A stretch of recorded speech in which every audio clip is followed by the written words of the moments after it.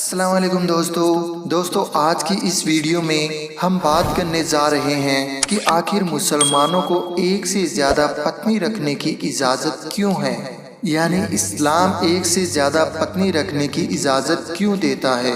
इस सवाल का जवाब देने से पहले हमें यह जान लेना जरूरी है कि बहुविवाह किसे कहते हैं।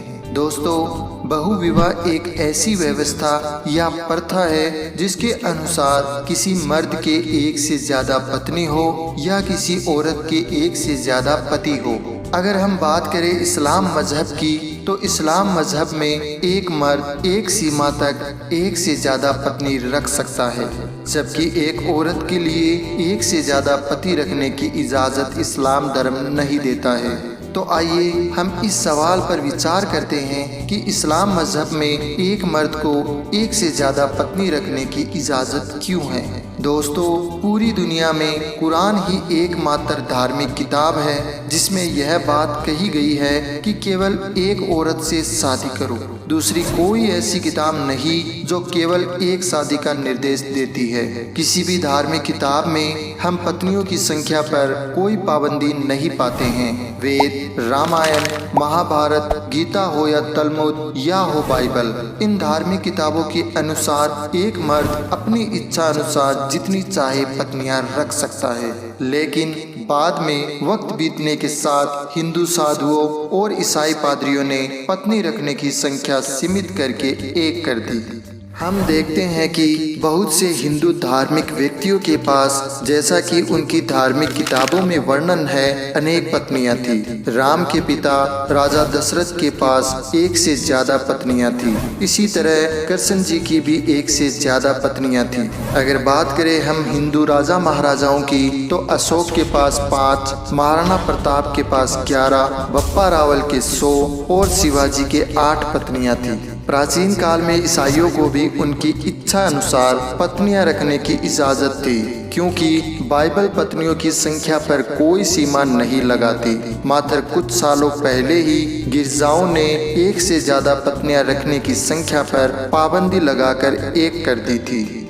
यहूदी मजहब की बात करें तो यहूदी मजहब में भी बहुविवाह की इजाज़त है। तलमुद कानून के अनुसार इब्राहिम की 3 पत्नियां थी और सुलेमान की सैकड़ों पत्नियां थी। यहूदी मजहब में बहुविवाह का ये सिलसिला तब तक जारी रहा जब तक रब्बी गरसोम बिन यहूदा ने बहुविवाह के खिलाफ हुक्म जारी ना कर दिया हो। मुसलमान देशों में रहने वाले यहूदियों के पुर्तगाल समुदाय में यह रिवाज 1950 ईस्वी तक जारी रहा और आखिर में इजराइल के चीफ रब्बी ने एक से ज्यादा पत्नी रखने पर पाबंदी लगा दी थी। सन 1975 ईस्वी में प्रकाशित इस्लाम में औरतों का स्थान कमेटी की रिपोर्ट में पेज नंबर 66 और 67 में बताया गया कि सन 1951 से 1961 के बीच हिंदुओं में बहुविवाह 5.06% था, जबकि मुसलमानों में केवल 4.31% था। भारत के संविधान में सिर्फ मुसलमानों को ही एक से ज्यादा पत्नी रखने की इजाज़त है। गैर मुस्लिमों को भारत में एक से ज्यादा पत्नी रखना यानी बहुविवाह गैर कानूनी है। इसके बावजूद गैर मुस्लिमों के पास मुसलमानों की तुलना में एक से ज्यादा पत्नियां होती है। भूतकाल में हिंदुओं पर ऐसी कोई पाबंदी नहीं थी, वे भी एक से ज्यादा पत्नियां रख सकते थे। लेकिन 1954 ईस्वी में हिंदू विवाह कानून लागू किया गया, तो उसके अनुसार हिंदुओं को एक पत्नी तक सीमित कर बहुविवाह को गैर कानूनी करार दे दिया गया। लेकिन यह भारतीय कानून है जो बहुविवाह पर रोक लगाता है, न कि हिंदू धार्मिक ग्रंथ रोक लगाते हैं। जैसा कि पहले बयान किया जा चुका है कि सिर्फ पवित्र कुरान ही एकमात्र ऐसी धार्मिक किताब है जो निर्देश देती है कि सिर्फ एक ही शादी करो। कुरान की सूरह 4 आयत नंबर 3 में अल्लाह ताला फरमाता है, अपनी पसंद की औरत से शादी करो, 2, 3 अथवा 4, लेकिन अगर तुम्हें यह डर हो कि तुम उनके मध्य समान न्याय नहीं कर सकते, तो तुम केवल एक औरत से ही शादी करो। दोस्तों, कुरान के उतरने से पहले बहुविवाह की कोई सीमा नहीं थी। बहुत से लोग बड़ी संख्या में पत्नियां रखते थे और कुछ तो ऐसे होते थे जिनके पास सैकड़ों पत्नियां होती थी। इस्लाम ने अधिक से अधिक 4 पत्नियां रखने की सीमा निर्धारित कर दी, और वो भी इस शर्त पर जब कोई मर्द उन 4 पत्नियों में बराबर का इंसाफ करने में समर्थ हो। कुरान की सूरह 4 आयत नंबर 129 में कहा गया है कि तुम औरतों के मध्य न्याय करने में कदापि समर्थ न होगे। कुरान से मालूम होता है कि बहुविवाह कोई आदेश नहीं बल्कि एक अपवाद है। बहुत से लोगों को भ्रम है कि एक मुसलमान के लिए एक से ज्यादा पत्नी रखना अनिवार्य है। आमतौर पे इस्लाम ने किसी काम को करने या न करने की दृष्टि से 5 भागों में बांटा है। फर्ज यानी अनिवार्य, मुस्तहब यानी पसंदीदा, मुबाह यानी जिसकी इजाजत हो, मकरूह यानी नापसंदीदा, हराम यानी निषेध। दोस्तों, बहुविवाह मुबाह के अंतर्गत आता है, यानी इस्लाम में बहुविवाह करने की इजाजत है लेकिन कोई आदेश नहीं है। यानी ऐसा नहीं कहा जा सकता कि जिस मुसलमान के 2, 3 या 4 पत्नियां हैं वह उस मुसलमान से अच्छा है जिसके केवल एक पत्नी है। प्राकृतिक रूप से औरत और मर्द लगभग एक ही अनुपात में जन्म लेते हैं। बच्चों की अपेक्षा बच्चियों में रोगों से लड़ने की क्षमता अधिक होती है। शिशुओं के इलाज के दौरान लड़कों की मृत्यु लड़कियों की तुलना में ज्यादा होती है।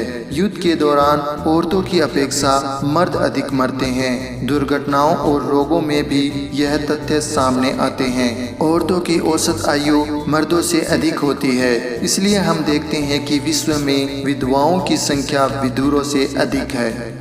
भारत उन देशों में से एक है जहां औरतों की आबादी मर्दों की तुलना में कम है, जिसका असल कारण यह है कि भारत में कन्या भ्रूण हत्या की अधिकता है और भारत में प्रतिवर्ष 10 लाख मादा गर्भपात कराए जाते हैं। यदि इस घृणित कार्य को रोक दिया जाए तो भारत में भी औरतों की संख्या मर्दों से अधिक होगी। अमेरिका में औरतों की संख्या पुरुषों से 18 लाख ज्यादा है। अकेले न्यूयॉर्क में ही औरतों की संख्या मर्दों से 10 लाख ज्यादा है। ग्रेट ब्रिटेन में औरतों की आबादी मर्दों से 40 लाख ज्यादा है, जबकि जर्मनी में 50 लाख और रूस में 90 लाख ज्यादा है। केवल खुदा ही जानता है कि पूरे विश्व में औरतों की संख्या मर्दों से कितनी ज्यादा है। यदि हर व्यक्ति एक औरत से शादी करता है तब भी अमेरिका जैसे देश में 3 करोड़ औरतें अविवाहित रह जाती है।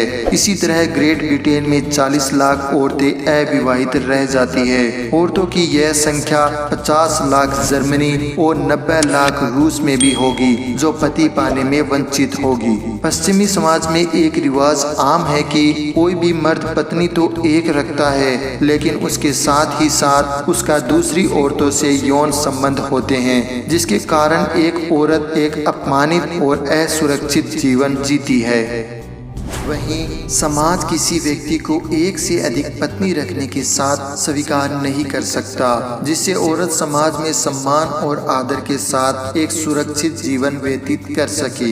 और भी ऐसे बहुत से कारण हैं जिनके चलते इस्लाम सीमित बहुविवाह की इजाजत देता है, लेकिन असल कारण यह है कि इस्लाम एक औरत का सम्मान और उसकी इज्जत बाकी रखना चाहता है। अगर यह वीडियो देखने के बाद आपके दिमाग में यह सवाल घूम रहा हो कि इस्लाम में एक मर्द को तो एक से ज्यादा शादी रखने की इजाजत है लेकिन एक औरत को एक से ज्यादा शादी करने की इजाजत क्यों नहीं है, तो कमेंट बॉक्स में जरूर बताएं। इस पर भी इंशाअल्लाह एक वीडियो बना दी जाएगी। अब मैं आपसे इजाजत चाहता हूँ, लेकिन उससे पहले यदि आपने चैनल सब्सक्राइब नहीं किया तो बराए मेहरबानी चैनल को सब्सक्राइब करें और वीडियो पसंद आए तो इसे लाइक जरूर करें। अब मैं मिलता हूँ आपसे अगली वीडियो में, तब तक के लिए खुदा हाफिज।